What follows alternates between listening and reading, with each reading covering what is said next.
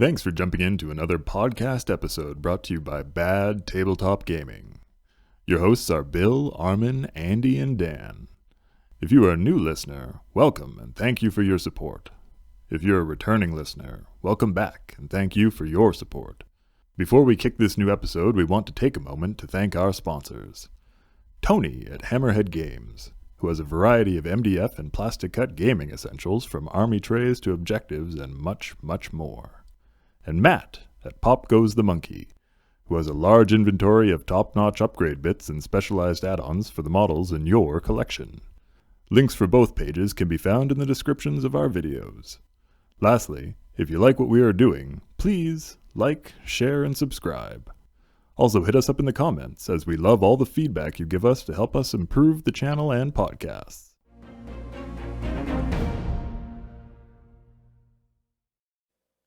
Hey guys, welcome back to another podcast. Today you got myself, Andy, and Dan, and we're also joined here with Justin. He's one of our local players here in the Calgary area. So there you go, Justin. Say hi. Yeah, hello everybody. Welcome. Justin plays some Loyalist Death Guard, correct?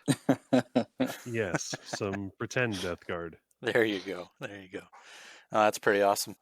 Well, everybody plays some Loyalist, Traitor / Loyalist legions, which is pretty cool. Mm-hmm. Half of it is that it seems like everybody around here has Traitor legions. That's so it's correct. just like, okay, I'm just tired of playing Traitor on Traitor. Let's spice it up a little bit, you know. That's why I play Loyalists nowadays. So. Okay. But getting this going, yeah, we got some questions for you. So I'll start it off with, so what made you decide to play Death Guard? And then we might as well slip this one in there too. Loyalist Death Guard, for that matter. Which you probably just answered actually, but yeah, partially was just to have that. I've really liked the aesthetics of Death Guard, and really right around the time, like I started reading the Horus Heresy novels when they first started coming out. And so when you got the Flight of the Eisenstein, on the cover of that, there's this really cool, like crisp, clean white and really saturated green color scheme that they've got going on the cover, which really doesn't really match the fluff exactly, but Mm-hmm. that was just something that really sold me, and they were always really cool. Even the Traitor Death Guard, just that really tough and implacable. They don't really stop once they get started going, and that to me seems really cool. And then yeah, with the local community being very Traitor heavy as far as Astartes goes, we got several loyalist militia players and custodies and stuff that likes to cheat, but but no, it's like, for at least from a fluff perspective, they were really cool. From a painting perspective, they're a really enjoyable project. And half of the army was actually an army that I painted for a friend as a commission. And then he decided that because he was playing a combination 4th Legion and 14th Legion together, and then he decided that really wasn't his thing, and he sold all of it off. So I bought back the stuff that I had painted and then started adding more to it. Nice. That's always nice to get back your work too, right? That when you're painting stuff up for somebody else. Yeah, that's pretty awesome. But yeah, going back to the Flight of the Eisenstein, that first started reading the Heresy books, like I think that was one of my favorites for sure. It's that book right there. Yeah, there's just something about it. Between Flight of the Eisenstein and what's the one? False Gods, where he falls and they go to the planet and they're fighting like the Nurgle demons, but they don't know they're Nurgle demons, and they get that Mm-hmm. like there's a really graphic and visceral description of these plague demons, and to me that was just, I literally started a Nurgle demon army because of those two books. Nice. And that was something I took. I actually took the Nurgle demons with my word bearers to LVO 4 or 5 years ago. I think it was like the second year they had 30K at the LVO. Mm-hmm. That was probably right before Dan and Bill, I think, and Armin probably went. Yeah. So that was pretty cool. Yeah. I don't think did we see any Death Guard at LVO, Dan, last round there? Maybe for the Zone Mortalis part that they had. Yeah, I don't think there was any Death Guard there actually. Now that I'm thinking about it. It's always cool to see them on the board, and I've seen some pictures of your work there, Justin, with the Death Guard. Very different, but pretty cool. So Thank you. props to you. They're actually, because they were for a commission, it was almost like let's see how fast I can paint an army. Mm-hmm. Gotcha. And also abuse a lot of weathering techniques, which was fun. Oh, you got to Death Guard. Oh, be it loyalist or not, totally. It's like trench warfare, and they're just in the mud, and anything that's coming at them that's going to harm somebody else, it's there. See, but that's where you start kind of getting into the two different major factions of the Death Guard, because when they were still the Dusk Raiders, yep, before they got to Barbarous, they were actually like really tank heavy. Okay. So when you start reading into their fluff and reading about like the Terran divisions that they keep separate, because Mortarian's like, okay, the infantryman's the best thing ever. Like maybe we'll throw you some transports when we got time, or something to knock down a wall. But mostly Mortarian's attitude is like the infantryman can do everything, and that's the best way to go. Mm-hmm. But before that, they've got lots of Predator squadrons, Fellblade squadrons. And so when I had the opportunity to paint up a Fellblade, and I read that in book 1, the Black Book 1, and I was just like, yeah, no, that's got to happen now. So nice. Yeah. I don't know if I'll ever drop the money to put together a whole Fellblade squadron, but one's a good start. No, fair enough. Fair enough. So going on to the second question we got for you is, what's your favorite rite of war for, I guess, the Legion specifics? So you got, usually they have 2 of them, right? They usually have 2 of them. I have to admit that I go with what everybody that plays Death Guard loves. That's the Reaping. The Reaping. So with the Reaping, you get to take veteran tactical squads and Legion heavy support squads, maybe taken as non-compulsory troops. Yep. So you get to fill that out, and especially with the heavy flamers and the Chem-Munitions, which allow you to have shred but gets hot on your heavy flamers. Mm-hmm. That gets pretty awesome. Everybody in the detachment gets the move through cover, and you get to start throwing rad grenades onto characters, which really makes it nasty once they get up close. Yeah, with the Dark Arsenal. Yeah.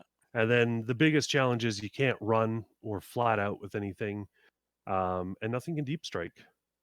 And you get a single fast attack choice. So usually that fast attack choice gets filled up with something like a lightning. Okay. Yeah. Just to be able to have some anti-Spartan air to support. throw the Krakens there. But yeah. But and losing deep strike is kind of hard when you want to bring things like Leviathans. You can't bring any termites. That's true. What's that?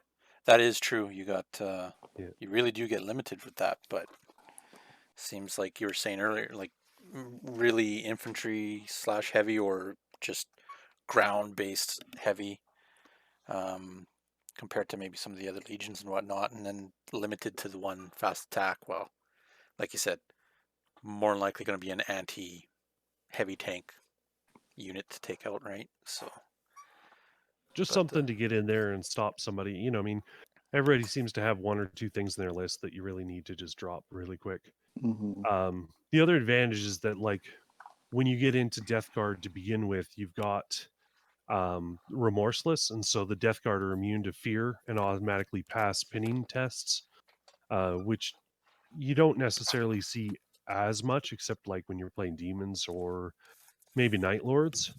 But it really does help, especially to pass the pinning test when you need to have that, that constant moving forward and people are dropping quad mortars on you and stuff like that. It really helps. So lovely quad mortars. And having the move through cover means that even though you're not running, when you do get into terrain, and you want to be in terrain so that you're at least getting some cover saves for your infantry, then while you're doing that, you're not getting too slowed down. Yeah. Yeah. Very nice. It sounds very salamanders to me. Because we did salamanders like 2 or 3 ago, and Darren was reading it off the thing, and he was like, and then you're saying it, I'm like, oh, this literally sounds very similar to what the salamanders are doing, where it's like the infantry and the move through cover and the flamers, and it feels very salamanders. So I think maybe salamanders and Death Guard are kind of like opposites kind of thing, or like They Death do. They've Guard. got a lot because, like, when you look at even the fluff perspective, like the Death Guard are very resilient to radiation, or not Yeah, radiation. They're resilient to chem warfare yeah, and sickness, whereas the salamanders are resistant to radiation, and so you've got kind of that two sides of the same coin. They're really yeah. tough. They're really there. But with the salamanders, you get compassion for humans, whereas the Death Guard have absolutely zero of that. hmm Like there's a line in there where they're talking about that Mortarian's Legion doesn't build a single fortification ever. Like at no point in time do they ever build anything, they only destroy. Yeah. And like when, especially with how it's kind of cool is again going to before Mortarian when they're still Dusk Raiders, they're a really noble fighting force. Like they give people the opportunity to surrender, and once they surrender, they stop. hmm And they've got this nobility and behavior to them where there are things that are off limits to them in their style of warfare. And then Mortarian shows up and he's just like, yeah, no, nothing's on the table. Like I've had to fight these crazy demon engines and all kinds of crazy monsters on my home planet. We're just not gonna have any. We wreck everything. So yeah. Yeah, Matern's pretty badass in my eyes, but almost every other Primarch is though. So, but he no, is. he's different, right? He's definitely Yeah. different compared to Well, well, and I just finished. Like I said, I started reading them like when the original trilogy of books came out. I'd started reading them right around the time they released, and I just finished like last month or 2 months ago. I finished Buried Dagger, which I was so happy to finish off with a Death Guard novel. Like it was really cool to see where Mortarion starts, how they kind of get where they are. That conflict between him and Typhon is so it makes for a really cool book and a really good way to end off the Horus Heresy series leading into the Siege of Terra. nice. Nice. Yeah, I'm not there. I'm not there yet. I got a long ways to go, but Yeah, me either. it's the fluff. Like no matter what book you're reading, like really, it's so awesome. There's so much of it, right? Oh Mhm. yeah. Well, So, honestly, the reason I got through so much of it lately was once the school shut down for the COVID-19 situation, yep. Mhm. I ended up switching to night shifts so that I could be Okay. home with my kids during the day. And so while I was working night shifts and I work in a sheet metal shop, I was able to like listen to podcasts and audible while I was working. And it's like, oh, okay, I'll just crank through this This 12-hour sounds audible so book familiar. in two, Yeah, Bill does the same thing. 10-hour shifts and you're already, oh yeah. No, it's great. I I know. think they actually sent me an email and said that had said that I'd listened to 20 audible books this year so far. Oh wow, Yeah. it's awesome. That is awesome. So yeah, next one I got here is so what's your favorite Legion specific unit out of the Death Guard? What do you got in your army? What do you use a lot of? What do you like? 100%, especially because we've been playing a lot of Zone Mortalis and Centurion, Mm-hmm. Grave Warden Terminators. Grave Warden Uh, Terminators.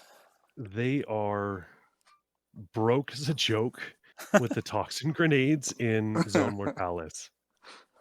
Like Okay. it just because they get the rerolls to hit. You're shooting 2 blast markers per Terminator you've got, and they're wounding on 3s. No, with the poison, yeah. Salt too. Yeah.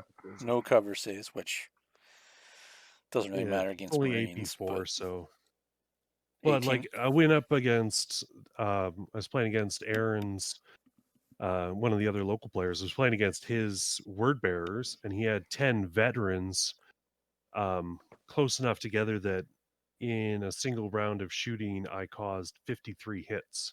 Ugh. And then because they're blast markers in Zone Mortalis, they have shred. Yeah. So you're re-rolling 3s to wound. Yeah, and then you've got like a toxin heavy flamer when you do get charged as well. Oh, that's right. So That's right. they're ridiculously cool. And a 5 of lot of them. fun. 5 of them for 200 points with Power Fist, the Assault Grenade Launcher, and then you have what else do you have? You have like a flamer too? Yeah, they Yeah, have a the Death whole Cloud bunch. is like Yes. it's only a flamer that you get to use when you're being charged, as far as I understand. Hmm. So, I But mean, 200 points, that's pretty good. yeah, but I mean, even in regular games, and if you the one thing is that if you take them in a Pride of the Legion list, they're a heavy support option, so they're not able to move to troops like the other ones. Oh, But you okay. can Yep. move the Death Shroud to troops choices if you want. But I don't know. It always felt like whenever I took the Death Shroud, like they were either amazing or they were terrible, and the Grave Wardens are just amazing every time. That's like when I played World Leaders with the Butchers. Either, you did really well with them and they were awesome, or they just got slaughtered. Yeah. But it depends And on your match, I guess. But they've got the cool option, like you can take the Chain Fists on them, but I haven't put them on. And I've got 2 squads of 5 right now. nice. So, yeah. No, pretty cool. I don't know if there isn't any other Legion that has 2 Legion-specific Terminators, eh? I don't think so. Not that I can think of. But that's again fitting in with that Death Guard theme. Hmm. It's all about infantry all the time, and then you get the weird part of the fluff where later towards the end of the Great Crusade, and into the Heresy, you start to see Typhon and Mortarion, they start to fracture and create 2 different factions. Hmm. And actually the Grave Wardens are Typhon's Terminators, where the Death Shroud are Mortarians.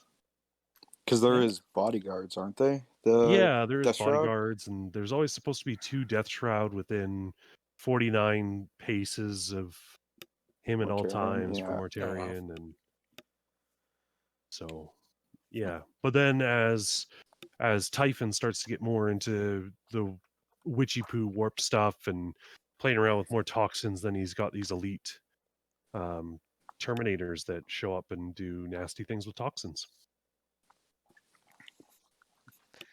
That's haven't seen too or read too much of like the fluff for them, but I can see it. I can see the separation with Deathstroud, and Hmm. just by looking at the characters, right? So Yeah, well, the big thing is that even though he's gone to Chaos and eventually becomes a sorcerer, Mortarion's still super anti-psyker, and that's right. Callus is a psyker, and gets to be the really sticking point where Typhon just says, well, I'm going off on my own and doing this own thing. And then he goes and has an adventure with Luther, and Spoilers. Oops, It happens all the right. time. It happens all the time. Don't worry. It's all good. Yeah, because doesn't Typhon he hides the fact that he's a psyker, does he not? Or am I getting Yeah. that? He No, yeah. does kind of at the beginning, and then the Librarius happens, but Typhon's always kind of pushing down on it. But as a spoiler for Buried Dagger, that becomes an interesting point where the Callus has got like the whole Librarius with him. Nice. When they rejoin with Mortarion heading into the siege. Hmm. But then more warp witchy poo happens, and demons and the Destroyer Hive, and it gets fun. Well, Callus was also He was also one of the guys who started the lodge, right? Him and Erebus and I forget his name. I think they're in the Flight of the Eisenstein. I think they talk about them starting that whole lodge and like trying to bring everyone over to Chaos. Because Mortarion, I think, was originally good, and then I think Callus was just eventually was slowly, telling him to start betraying things or go this way or that way kind of thing. From what I remember from the Flight of the Eisenstein. Yeah. A lot of it too comes in with like you get Mortarion, who seems like a really, I mean, this is in quotations here, but good guy. Yeah. Like he's very anti-psyker altogether, including Mhm. the navigators and Astra Telepathica. Like he's just like Totally no against it. psychers ever. I've seen what happens when this goes bad. But which is weird that he switches, but I think he gets to a point where after like 150 years of fighting with the Emperor over stuff, and him and Horus are just best buddies for whatever reason. Mhm. I don't know. He doesn't look like somebody I'd want to be friends with. He's the guy who goes in and does the dirty work. So Exactly. Perturabo? yeah, well, he's a big hammer too. He's just get her done. But, I do want to call special attention to my actual favorite character with rules for the Death Guard. okay. And it's Section Leader Crisis Morturg, and he's actually the original Black Shield that betrays all oaths. And he's a loyalist Death Guard character in Isfan 3. Nice. And so he's got some really cool stuff. He's also a psyker. Yeah, I'm just looking at that right now, actually. And I can't remember. He's not from Barbarous. He was just like, they were low on troop numbers somewhere, and they just like picked up a whole bunch of recruits somewhere. And so he's just from like some out of the way planet. But then he gets Master of Ambush as his warlord trait. He's got psychic power for endurance, like he doesn't have to roll, which is kind of cool. And he becomes a cool character. And what happens, like at least with his fluff, is that he becomes hated by the Barbaran leaders who are in charge of the Legion. So he kind of gets just thrown into the most brutal fights. And then they're like, oh, here, why don't you go lead some... oh, my brain's having a brain fart. What are the guys that shoot rad grenades and rad... Destroyers? Destroyers. They're like, here, why don't you go lead these destroyers? So he goes and does that for a while. And like, he just like... I'm pretty sure he was top on their list of people they were dropping onto Isfan 3. We're just like, we don't like this guy at all. Mm-hmm. And he kind of becomes a cool character. And then by some way and somehow, as a spoiler for later, he makes it off of Isfan 3. Okay. And then they actually start like a Black Shields group of picking up survivors from Isfan 3 and Isfan 5. And he shows back up later in the novels, which is really cool. I was really surprised. I didn't know that he was going to be there because I'm always like, I want to play Isfan 3, like especially seeing all these people working on their Return to Isfan stuff, and I'm like, oh yeah, I'm super glad I've got a loyalist Death Guard army right now. He's one that I really want to convert up too, because he's rocking like Mark III hardened power armor. He's got a bolt pistol, power sword, combi flamer. Like, he'd just be a really cool character to throw together. He's like a siege breaker, isn't he? Like for a class? I think he doesn't he give Sunder, or am I thinking of the other guy? I think you're thinking of the other guy, who's the one that's Rask? 1 page over, Marshal Durek Rask, who dies on Isfan. Oh, okay. Yeah, That's what I'm thinking of. He's way cool too, because Rask gives Tank Hunter and Wrecker. Yeah. Ridiculously good with the reaping when you're like, oh yeah, these troop choices are heavy support squads. That's pretty good. But yeah, I know we'll get to these guys here right away, actually. Yeah. One last question for you, and then we'll start going into the actual army readouts and stuff. and you might have answered this already, but of the Death Guard and whatnot, really, what is your favorite fluff from the stories that you've read? That's a hard question. I was like, is he still there? Yeah, I'm trying to think. Like, there's so much, and it's been over so many years that I've read.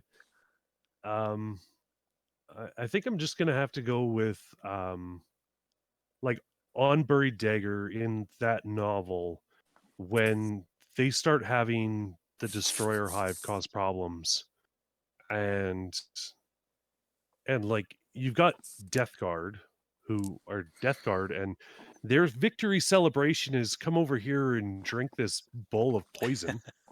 Yeah. And you've got Death Guard getting sick Ooh. and dying from infections. They have a major, I like almost an identity crisis. Okay. Like where it's like, you know, it's this thing that could never happen has all of a sudden happened, and it shakes them down, including Mortarion, down to their core of like, what is going on? What have we gotten into, and how are we going to deal with this? Papa Nurgle And, maybe like- spiked the punch. Yeah, That's what it spoilers. sounds like. Yeah, I think Typhon's got something to do with it. But yeah, just to me that was like really cool. The other really, really cool part I would say is in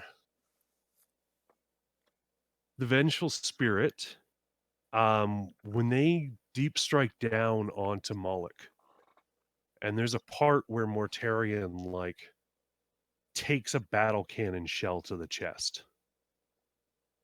And he Ouch. just walks away from it. Like, whether they missed him, I can't remember if they missed him but they like shoot a battle cannon at him at point blank range. And then he just like pulls the tank commander out of the Stormlord, or not a Stormlord, Stormhammer. And he just like pulls him out of and he's just like, you only got one shot and you missed. You know, but just having these like having Mortarion drop down in a drop pod. I wish that was rules applicable. Some good stories. I mean, I do remember one myself, but it was in a 40K, and it was Typhus there. Typhus? Is he, because he changes his name, does he not? He's Yeah, Typhon before he becomes Typhus. before he goes Yes. to chaos fully. So it's the bridge. It was based around Cadians, but he was going to this planet because there was a call by a demon to him, right? And the description of him sitting on his command throne on his vessel and actually coming to life almost, and he's just like completely covered in barnacles and stuff like that, and like just he was actually attached to his throne, and then he's just ripping from it, and I'm just like, that is totally Nurgle. Like, that is totally how things would happen. They're idle for a little while until stuff starts to happen, and then going into Heresy, and you start seeing how these guys were before that happened, and then like you said with the drink and all that stuff, and how Mortarion is, and just the whole Legion. It's pretty neat to see him beforehand, right? Because like that was years ago that I read that book, but now that you see some of this stuff and hear about it, it's like, huh, okay, that's that guy. I've never read that particular fluff, but like it kind of reminds me of whichever Pirates of the Caribbean they have with Yeah. Yeah. Like just the crew coming out of the ship, and I think that was kind of described too in like the Talon of Horus, when Falcus Kyber's guys are on board the Venge, or whichever ship they're on, because I think it's before they get the Vengeful Spirit, and like they're just kind of standing there, not actually doing anything. Like that seems to me that's almost scarier. Yeah. Like almost some Borg, like whenever like on Star Trek they go onto a Borg ship and the Borg are just like in their Standing there? alcoves, and you're Yeah. like, wait, what? Um, I know that so universe too well as well. yeah, and Typhus is so cool. I think he's the only 40k character to get his own ship in Battlefleet Gothic actually made into a model, because they released the Terminus Est with Battlefleet Gothic. Yeah, they did. They did actually. Hopefully, and if GW Forge World, you're listening, got to bring that game out again. They want Okay. to. It's just Gotta a bring it big out. financial investment. So a lot of I'm opportunity with that one. They had basically said, I'd heard in an interview, that if they were going to bring out Battlefleet Gothic, it would take 2 years, and while they were doing the production portion of it, they would stop all other specialist games production. That's what they would have to do to make BFG happen right now. Oh wow. And I was like, yeah, I'm not okay with that. Like, I don't play the other stuff, but like the Titanicus stuff and Necromunda models are cool, and Necromunda is just like rife for conversions for militia projects. Oh, for sure. For sure. So many good models. But okay, yeah. Okay. Going into the actual army. So, the Death Guard. And I'll start reading off their little stuff here and then go from there. So, like usual, Legion of Astartes, everybody gets to regroup. Regardless of casualties, everybody has that. Remorseless. So the Death Guard are immune to fear and automatically pass pinning tests that they're called to make. And you mentioned this earlier before. So yeah, that's pretty good. Immune to fear. Sons of Barbarous. So veterans of the most hellish battlefields in Great Crusade. The Death Guard models with a special rule may re-roll failed dangerous terrain tests. Models with this rule also gain Feel No Pain 4+ against any wounds afflicted by them that have the poison or Fleshbane type ability. And this cannot be combined with Feel No Pain for other sources. So Fleshbane, do we have a lot of that out there? There's a couple weapons with it. Mostly melee weapons. Doesn't the Lion have that on his one of his weapons? Is it Fleshbane or is it something else? I think he has it on the Lion's Bane or Lion's Sword or whatever. The less good one? Yeah, the less good one, the one no one The one you'll never uses. see. Yeah. Yeah. Then intractable. So when you're making sweeping advanced tests, your score is -1.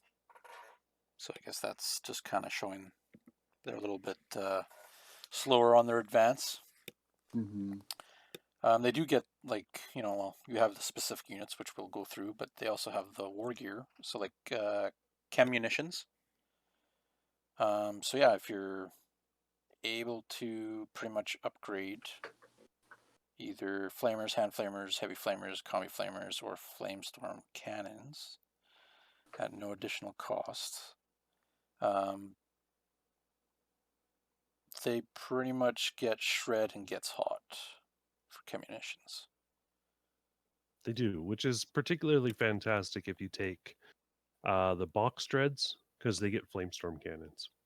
Oh yeah. I never even So thought about strength that. 7, AP3, shred and gets hot. So the gets hot part sucks, because if you do roll that one, all of a sudden you're not shooting anything. But Sure.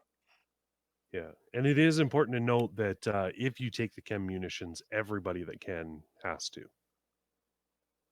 Okay, yeah. No, that makes sense. So you can't just pick and choose from unit to unit and be like, oh, I want a flamestorm cannon without it, but I want, these 10 heavy flamer, heavy support dudes. That doesn't work. Next we have power scythes. So +1 strength, AP2, reaping blow and two-handed. And this is for any independent character with, obviously, the Legion of Stars Death Guard special rule that is eligible to take a Power Fist at the same listed cost. So which was FAQ to say that even if they included a Power Fist in their profile, Nice. Okay. which allows, I think that was just to allow the Grave Warden Sergeant to have it, the Chem Master. So, what's Okay, your makes sense. opinion on the scythe then, Justin? I don't run a lot of the scythes.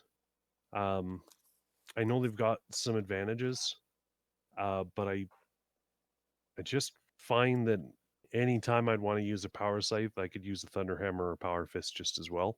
Yeah. But they do look really cool. Yeah, because they're But reaping blow. So -1 initiative in assault, yeah, but when you're in base contact with more than one model at the initiative step in which they fight, they gain +1 attack. So because isn't it basically a power axe at initiative 3 for the most part? Yeah, it's a power axe at initiative 3. So you do have that option to strike before other things that have power fists and power axes, like going out Yeah. against unwieldy. Yeah, and I mean, if you're expecting to be outnumbered in combat, yeah, again, just for me personally, why would I be in combat when I could be shooting things? Yeah. fair enough. Fair enough. So we already went through the Rite of War, the Reaping. So we also have the Grave Warden Terminators. So we touched base on them, but we should probably go through these guys here too again. Again, like I said, 200 points, basic Terminator stats, Cataphracti Terminator armor. So you're not really worrying about running after somebody with these guys anyways. But yeah, Assault Grenade Launcher with Crack and Tox Grenades, Power Fists, and Death Cloud. They do have Implacable Advance and their heavy support, like you said earlier. And then, of course, the usual upgrades. But again, these guys, their weapons are fairly different and can dish out a lot of firepower, especially with the Poison 3+ blasts. And then the Death Cloud. So pretty much Death Cloud, unit with toughness characters charging an unengaged unit will be forced into making a disordered charge. So they lose an attack as well, right? For disordered charge? Or they don't get their... Yeah, whoever's charging them doesn't get the bonus to run charging. So that's another plus. In addition, you use this with the following profile to make a Overwatch attack, contrary to the unit's limitations as Cataphracti armor. So template strength is pretty much poison and AP4. So They were the original Cataphracti that could Overwatch. yeah. So I need to make a correction here, and apparently I've been cheating, and maybe these guys aren't as good in Zone Mortalis. Toxin is not poison. So Toxin is, rather than roll the wound normally after determining the amount of hits caused by the unit, must take that many toughness tests. Which I guess means that do you just save after you fail a toughness test? I don't know about that. You for a toughness test, yeah, you take an armor save depending on what the AP value is. Yeah, so the AP is 4. But so Marines are only failing that on a 5 or a 6. Yeah. It's not like a 3+. And because it rolls different than to wound, the shred from template weapons in Zone Mortalis doesn't apply. So is that for the whoops. The assault grenade launcher? Is that what you're talking about? Yeah, for the assault grenade launcher for Toxin. Well, it's for both of them. Did they change that? Both of Because them... like I'm looking at it and it says poison 3+, right? Yeah, so just be a 3+. Yeah. I'm looking in the wrong book. Oh, you guys have the red book. Yes. You're looking. Are you looking okay, at so the never black mind. book? I haven't been cheating. You can just edit all of that out. I feel way better. I was keeping worried. It, boys. So if you've only listened up to this part, no. Yeah. That's funny. No, that's so good. you're looking at the first book, the very first book. I'm looking at books 1 and 2. I've got right in front of me. Oh, okay. Yeah, the big books. My red book, Yeah. somebody else has right now. No, yeah. We'd left them at the local game store, so that if anybody wanted to go play 30K, they could just play 30K whenever, right? Like we're trying to grow the community here, and then everything's gone to hell, and half of us live with people that work in the healthcare industry, so we're a little cautious about going out to play right now. But yeah, no, anyway, sorry. Carry on. They've changed that. They have Poison 3+, Oh, and they're ridiculously good in Zone Mortalis. I'm glad I wasn't cheating. That makes me happy. But yeah, that's a good one. That's a good one. Yeah, the Death Cloud. I can never figure out whether they can actually shoot the Death Cloud or whether it's just something that I think the reason they put a range in it of a template is just so you know to roll a D3 rather than just getting, it's just I think it's just more for the randomness rather than just saying, hey, these guys can shoot 10 inches away or whatever, right? Yeah. And I don't know how many people are going to be charging you across dangerous terrain, but apparently they're going to make a disordered charge, which is kind of cool. Fair enough. So. Oh, you know what? Now that I remember, the other Rite of War turns forests into dangerous terrain. Oh yeah. Because you get to pick or something, don't you? I can't remember. We can go through it though. Yeah. I think it's coming up sooner or later. So next unit we got is some the Death Shroud Terminator Squad. So they come. Unit composition is 2 of them, which I guess would pertain to the fluff, right? Mm-hmm. So 90 points. They're up there in price. 2 wounds each, pretty much Terminator stats. Leadership 10, mind you. Hand Flamer with Chem-Munitions and a Death Shroud Power Scythe.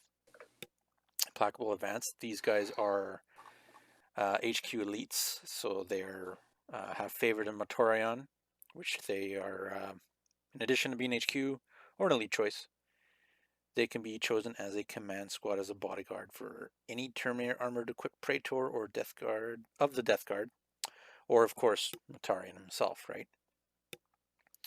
And what else they got there? That's really about it for them. They get squad can have melta-bombs, which is interesting. You can buy melta-bombs for all. You can buy melta-bombs for them, which is a big deal. 5 points each. Because Terminators don't really, and they automatically come with that power scythe. Yeah. So having the melta-bombs gives them the ability to deal with, like somebody just throwing a Leviathan Dreadnought at them. Mm-hmm. Yeah, because they don't have. Okay, and then what? Because they don't have any option to upgrade to a Power Fist or Chain Fist or nothing like that. That's right. Yeah. Huh. Are they in Tartaros armor? They are in a Tartarus armor. It just because it just says Terminator armor on their page. I don't know if there's an FAQ out saying that they are Tartaros. I mean, they look like Tartaros, but yeah, the miniatures are definitely in Tartarus pattern. Mm-hmm. Definitely. So one of the big points with these guys is that because you only have to take squads of 2, you can throw them into a Land Raider with an HQ or a couple of HQs, which you can't normally do, right? Because when you get Terminators, you're like, oh, I get 5, and the capacity is 5 Terminators. So you do have some options there with being able to throw some extra fun stuff in with them. The models look cool, for sure. The models are very cool. For me. It's always who doesn't about love the models. hand flamers? It's always about the models for me. It doesn't matter what the rules are. It's all about the models. Okay, so it looks like we're going into the characters here. Section leader, Chrysos Mortug. This is the one Justin was talking about. This is the one you liked, right, Justin?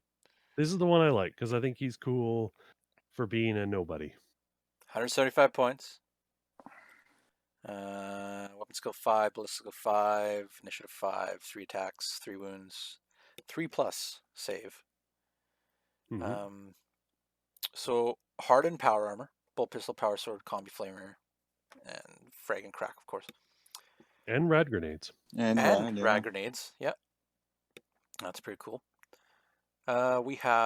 He's stubborn, he has infiltrate, and he's a psyker with mastery level 1.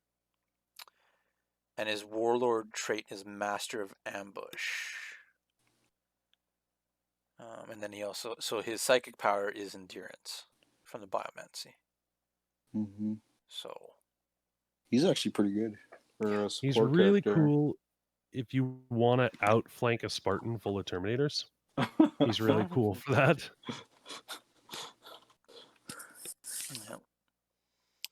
But he's also really cool for like not only just the scenario stuff on ISFAN 3, but even just to have the ability to have some stuff that outflanks, which can become like a bigger deal when you're playing more Centurion games.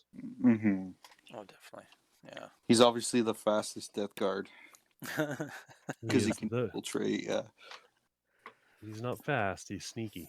There we go. There we go. There we go. You don't have to be fast if you lie in wait. This is true. This is true. Next, we have the Marshal Durek Rask. He's the Siege Master of the Death Guard Legion. 165 points. Pretty much the same stats as Morturg there. Web skill, plus skill 5. Initiative is actually Only 4. initiative 4. So doesn't matter because he's got a Thunderhammer. There you go. Yeah. Arty armor, Thunderhammer, Volkite, Serpenta. Usual frag and crack. And then he has a Phosphix Bomb, a Nuncio Vox. What else have we got here? Master of the Legion, Art of Destruction. Warlord trait is Target Priority. So, Rask and all friendly units within 12 inches reroll to hit rolls of 1 when shooting at enemy units that are within 3 inches of 1 or more objectives. So being the Siege Master, you can tell he's always after the guys on the objectives. Mm-hmm. Right? And in Art of Destruction, Rask has both the Tank Hunters and Wrecker special rules applied to all his attacks, and also confers these rules to the heavy weapon shooting attacks of any infantry unit he joins. So, you're taking him for sure with the first Red War there that we talked about, the Reaping. Yeah, he's pretty good for that. And he's also really good with heavy weapon squads that have plasma cannons. If you really want to hurt units that are on, just having that reroll ones to hit. Plus the Nuncio Vox is nice if you take the other Rite of War or a different Rite of War and you've got deep striking, you can start getting some fun shenanigans with him too. Yeah, I can see some combos. Definitely. Like 10 heavy support guys with heavy flamers that have Chem-Munitions that get hot and they're rerolling ones to hit, deep striking and hopping out of a termite. There you go. Oh, that's nasty. But be like, cool. I reroll my ones to hit, so I reroll get hot, Mm-hmm. and then you torch somebody. militia in a turn. I do have to note with these characters, Rask is Traitor faction only. Yeah. And then Mortog is obviously Loyalist faction, as we've said before. So, either way, they're both pretty cool, smaller characters. So, I like them. Okay. Next up, Callous Typhon. Artwork's pretty cool in the Red Book. I like this portrait of him. It looks pretty cool. So war gear, he's got his Cataphractic Power Terminator armor, Mastercraft Death Shroud Power Scythe, Hand Flamer with Chem-Munitions, a Grenade Harness, a Nuncio Vox, and Rad Grenades. And he's for a Traitor Force. Is this the only Legion that has Terminators with grenades? Basically, yeah. Yeah, I'd say so. I can't think of anybody else that has grenades, so just wanted to comment on that. No, I think, yeah. They're the only ones. So weapon skill 6. He's 200 points, by the way, so pretty decent. 6 weapon skill 6, ballistic skill 5, wounds 3, initiative 5, attacks 4, 2 plus. So Master of the Legion. Of course, he can have a Death Shard bodyguard as well. Chem Bombardment, Witch Blood, and Warlord's Pride.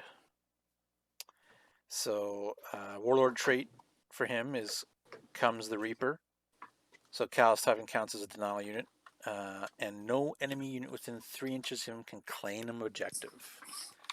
So pretty good denial unit right there. Yeah, that one's really specific because it's within 3 inches of him, not within 3 inches of the objective he's in. So Yeah. all you have to do is get close to a unit that's holding an objective to deny that objective, which can sometimes on the last turn become a big deal. Oh yeah, I guess if you even got like, I know that you keep referring to like the militia that you guys play against. So if you have like 50 bodies on a thing, all you have to do is walk up to them, and they're not claiming it anymore. Oh yeah, yeah. Oh, you could be behind a wall and they couldn't even see you, and that would still count. So yeah, no, it reads different, and like I think every time that I've read it, my brain's always like, oh, it's just well, he's a denial unit, okay. But then reading that, it's like, oh, okay, no, that could, just being able to get within a certain distance or making that charge on turn 5 or turn 6, could really swing how the game goes. Even if it's something like somebody's got a big, 10 or 15 man tactical squad at the end of the game, they're going to take up some space. Yeah. Especially because a lot of times you'll see people like ring around an objective just to keep you from being able to move within 3 inches of it. And you're just like, oh, too bad.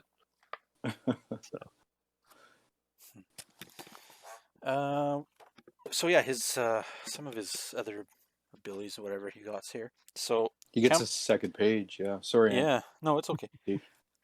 So Chem Bombardment, and I like this one because this happens all the time.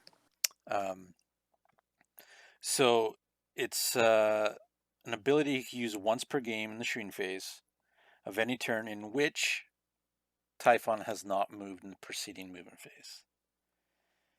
Though he may declare a charge in his assault phase as normal. Using this ability counts as firing a weapon and uses the following profile. Now, I don't know if they FAQ this or not, but Master of Signal has it all, or he can move and still. Well, he's got a different throws one. bombardment. But Chem Bombardment, so range unlimited, AP4, Ordnance 3, Barrage, Large Blast, 5-inch, Poison 4+, and no cover saves. Yeah, the Master Signals. How many barrages does he drop? D3. D3. Oh, D3. Okay, yeah, he's just straight up 3. So, I mean, that's pretty good. Getting to move around. You're probably going to be stationary with him at some point to use this anyways, right? So. Yeah.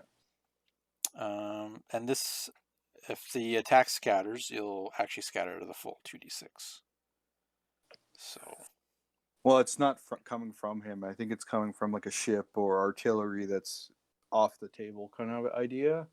But it's not like he's just setting the coordinates for a chemical bombardment. No, for sure. Yep, even though he's got a Nuncio box. Yeah. That's what I'm saying, though. Like, come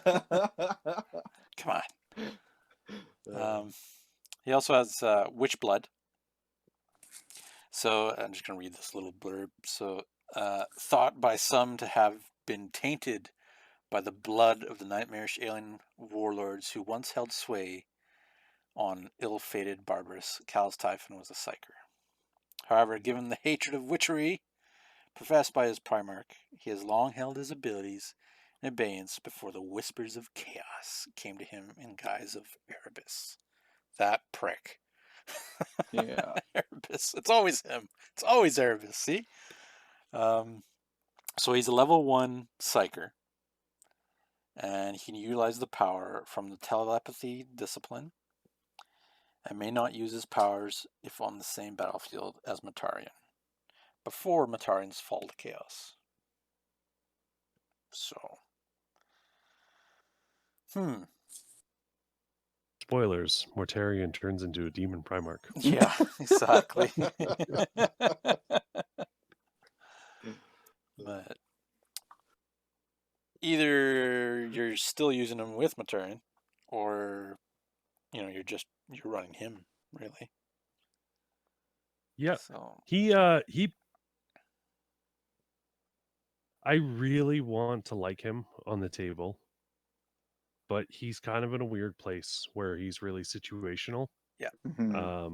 And sometimes he's just hard to make work on the table for how expensive he is. Yeah, he's a little Like, too much. 200 points is no joke, and I could be getting a way better Legion Praetor. Yeah, for exactly. pretty much the same or cheaper points.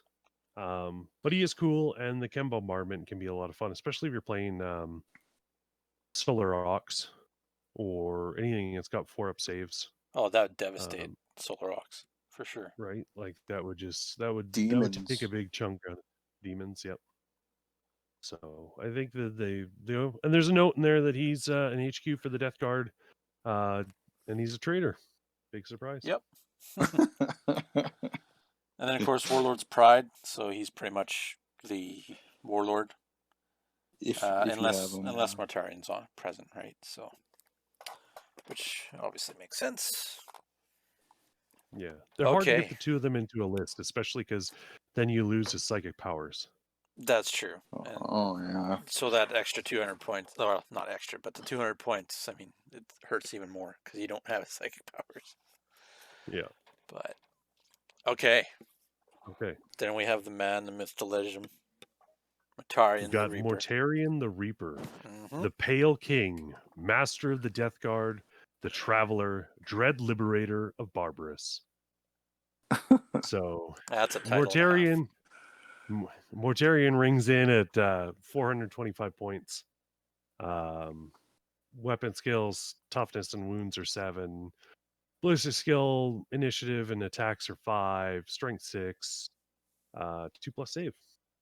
And then he's a Primarch, so he does all those cool Primarch things. He comes with the Barbarian plate.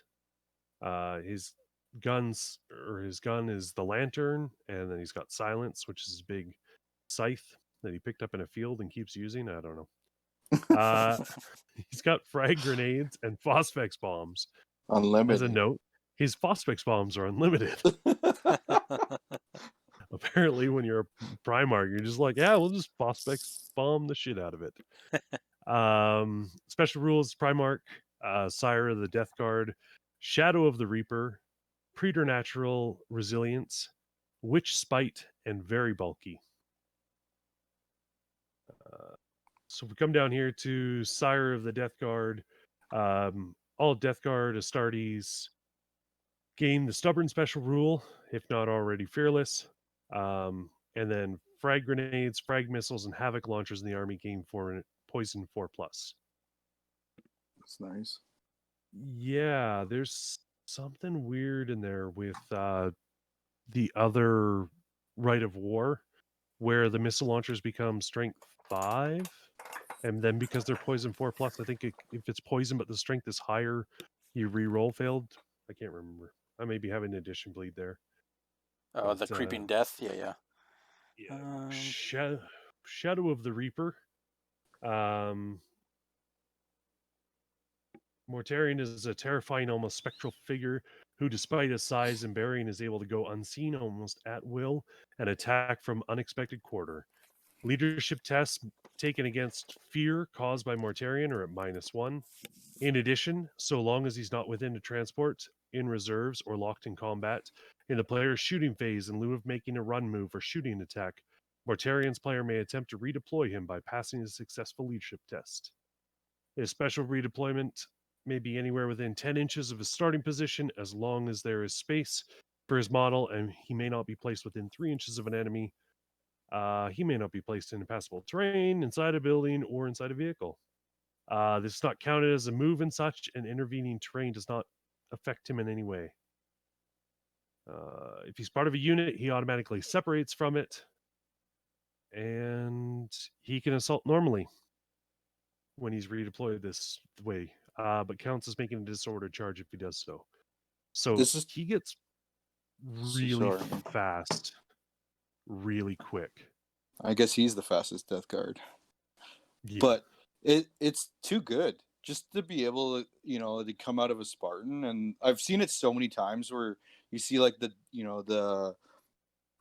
big death, storm with Spartan and a bunch of Terminators, and then him pretty much pop out and then move 10 inches and assault everybody.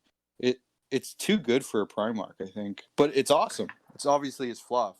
He just goes unseen, right? He's just throwing smoke bombs around and like jumping around Basically. everywhere. I mean, while he's doing that, he's not shooting, so he's not throwing Phosphex bombs. So Yeah. you got that. I think the other part too is that although he's toughness 7, getting him separated from the squad could end up being like it's tasty to do and fun to do, but if he gets separated from that squad, he could pretty rapidly get into a lot of trouble. If you got the ability to pile around him with something or drop in some Meltivets or something like that, like Mortarion could be having a bad day pretty quick. Definitely. So yeah, and then you go to Preternatural Resilience. He rolls any failed toughness tests or it will not die rolls. Automatically passes any dangerous terrain rolls he's called to take. And any weapon which wounds on a flat dice roll result rather than normal to wound against Mortarion's toughness, such as attacks with the poison special rule, only affect Mortarion on the roll of a 6. Instead of their usual effect. That's badass. Also, wow, he drinks poison like it's Kool-Aid, right? So yeah, for sure. Apparently has the toughness to grab weapons. I don't know. Okay, so he's got Witch Spite, which means he denies the witch on a roll of a 4+, which is kind of cool. Yeah, he's basically an anti-psyker without being a psyker, right? Yeah. And then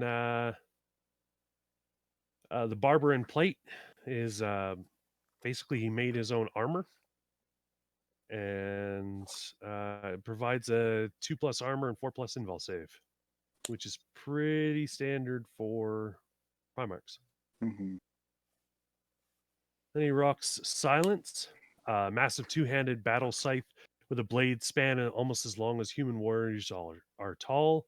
Silence, to give it the macabre name favored by its wielder, is accounted as one of the most fearsome blades wielded by any Primarch.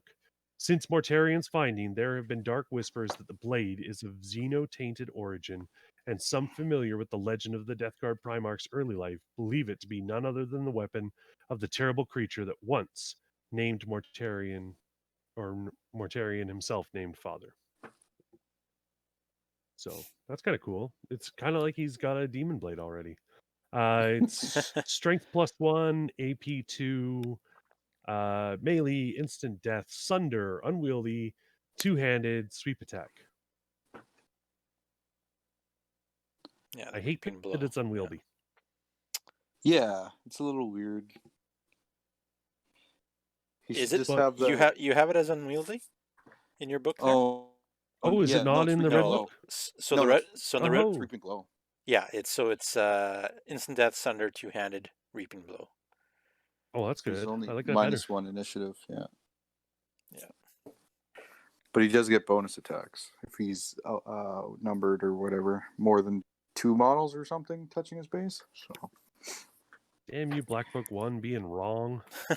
See, so I was complaining about unwieldy. Didn't understand why there were Primarchs with unwieldy weapons. That doesn't make sense. But yeah. No, I mean, he's pretty beastly in combat. He'll definitely wreck pretty much anything he comes in combat with. Strength 7 and Sunder becomes pretty fun too. It becomes, what is it, Strength 8? No, Strength 7. Yeah, I was looking at toughness, sorry. Yeah, no, you're right. Yeah, that's pretty good. So he's not a vehicle killer, but he kills infantry like nothing. Oh yeah. Just mows through them. Especially with the bonus attacks. And with that Shadow of the Reaper being able to jump around and... Mm-hmm. So in your guys's, he still can't use the Shadow of the Reaper out of combat, right? No, Shadow. it doesn't say he can get out of combat with it. Okay, that's good. Why in the Black Book does it? It specifically says he can't do it if he's locked in combat, so Oh. that's good.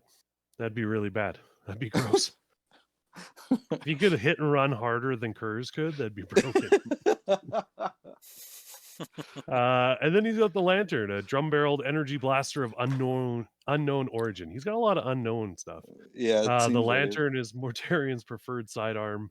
Range 18, Strength 8, AP 2, Assault 1, Sunder.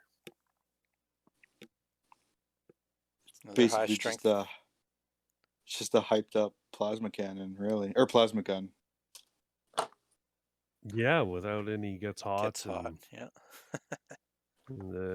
He's got some decent range on him too. Yeah, so yeah. between that and the Phosphex bombs, he's Well, he can pop. Oh, because they're 12.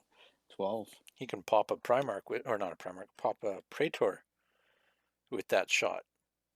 Oh, you're talking yeah. about the Lantern, yeah. Yeah. Right. Characters like that just kind of out of place or on their own kind of thing. Or, well, he has precision strike as well, so or precision shot, I should say. So it's not bad. But yeah, all things considered, I mean, he's a pretty middle of the pack Primarch for abilities, which is not a bad thing to have.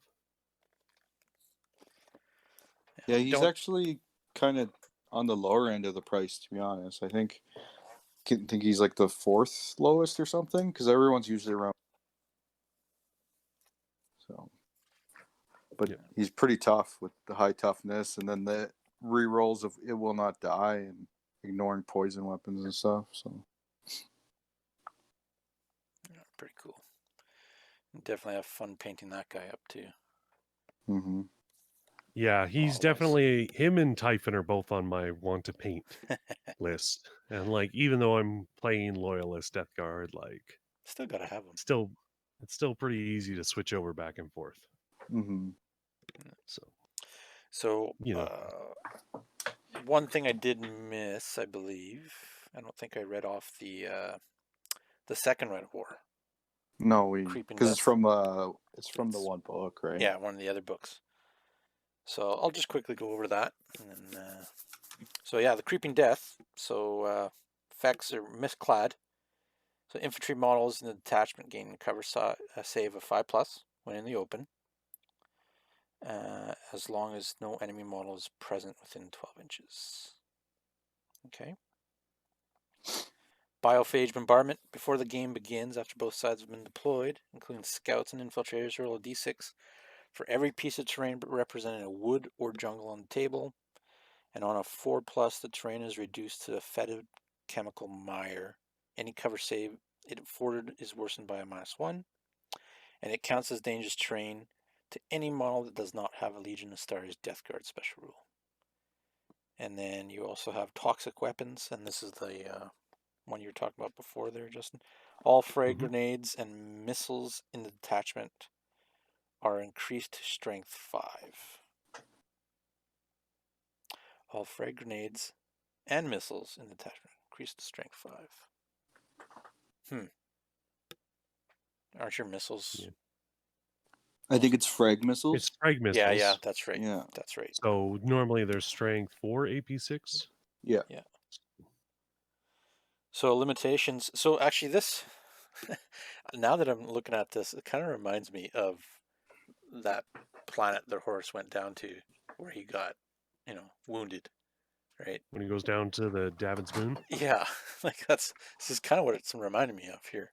Oh, with the plague zombies. Yeah, the mist and just like the swamp or wherever, right? Just kind of difficult terrain and all that jazz. Limitations for this Rite of War. So it's for a traitor faction. And may not be used in conjunction with any Shattered Legion special rules. The Rite of War must include Siege Breaker, Legion Council, And in games where one side is the attacker and the other is the defender, the side using the right of war must always be the attacker. And detachments using the right of war may not take fortification, detachment, or an allied detachment.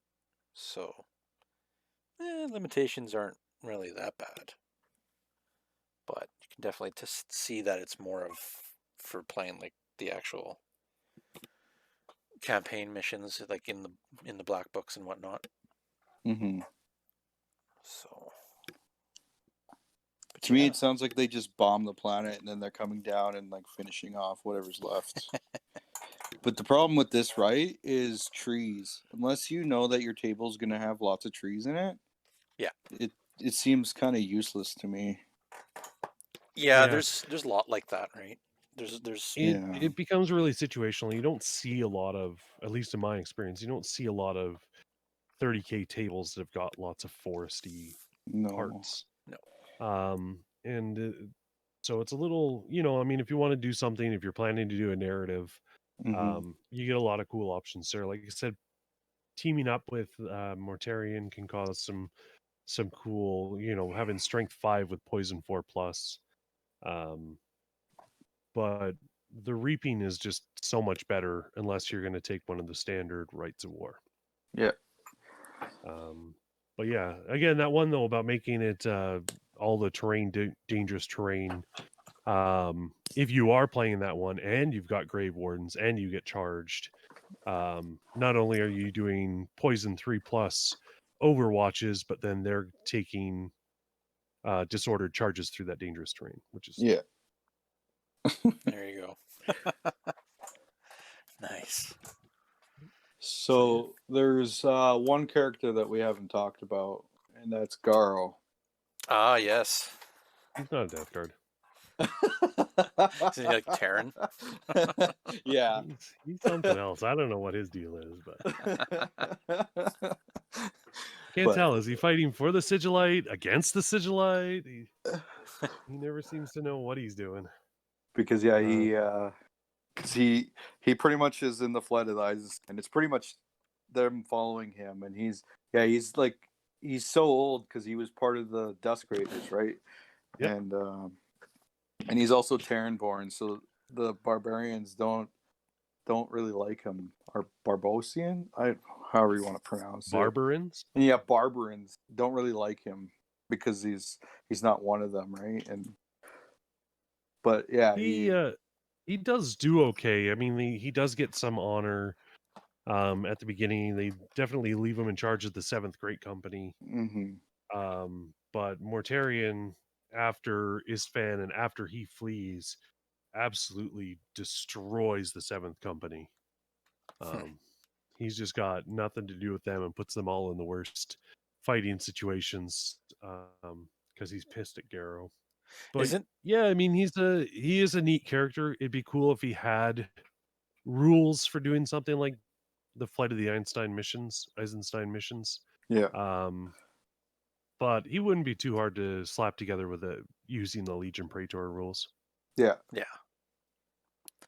Oh, the Flight of the Eisenstein, because they put him on. Didn't they have him on the ship with that had like the chem missiles? Yeah, stuff. And they also put Rolgar on there just to keep an eye on him because they didn't know what he was going to do. Yeah, and that's the guy. They get killed off, but when they go through the warp or the immaterium, whatever, don't they come back? Do they not?